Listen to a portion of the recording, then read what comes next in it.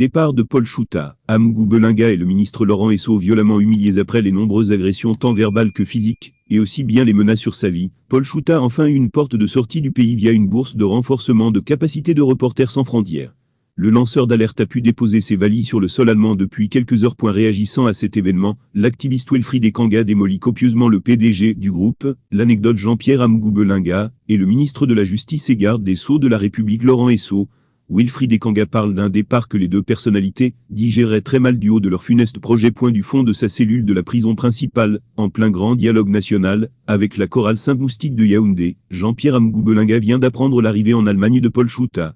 Et c'est à ce moment qu'il se souvient de ces célèbres paroles prononcées le 4 septembre 2013 par le footballeur Franck Ribéry, avant le match qualificatif entre la France et la Géorgie. La roue tourne va vite tourner.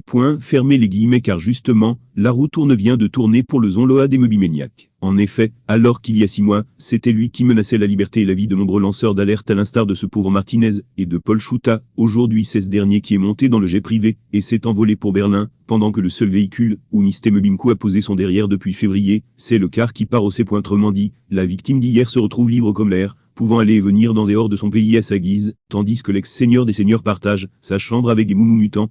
Et on me signale à l'antenne qu'il ne sortira pas de là avant 2059, a écrit l'activiste proche du MRC. L'activiste a ajouté que, pendant que Vision 4 Ordures vit ses derniers instants, et que Bruno Bidjan hésite encore, entre finir comme son Zonloa ou comme Mobutu, Néron et Caligula, on découvre que c'est Reporters sans frontières qui a permis à Paul Chouta d'obtenir sa bourse de travail, et de voguer vers d'autres cieux.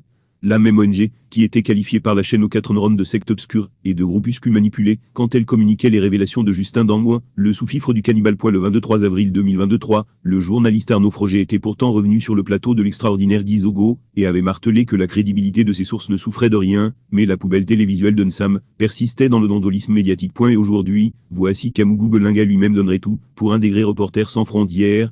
La roue tourne, continue donc de tourner. Actuellement, il songerait même à leur demander sa part de bourse. Car comme le disait le célèbre philosophe mundan Albert Einstein, le ndoc c'est le courage. Fermez les guillemets, souhaitons-lui bonne chance. Car l'espoir fait vivre. Le souci, c'est que les moustiques aussi espèrent qu'il restera avec eux en cellule. Car c'est de ça qu'ils vivent. En conclusion, on retient que l'Europe n'est pas le paradis, sauf quand tu as essayé de draguer Chantal Biya dans ton journal, l'assassinote plus que son propre mari ne l'a draguée autrefois, mais qu'elle a quand même fait la sourde d'oreille, et que tu as fini par comprendre qu'il te restait 36 ans d'emprisonnement plus 35 ans de temps additionnel. En ce mardi 23 mai 2023, le Zonloa des Zonloas serait prêt à intégrer la MRC, si cela pouvait lui permettre d'arriver à Berlin, de préférence avec Mélissa dans ses bagages. Ce qu'il a oublié, c'est que les chéris de Mélissa ont toujours un problème. Allez demander à Petit Sacco, il vous parlera de François. De toutes les façons, bonne arrivée, cher Paul Chouta. Fermez les guillemets.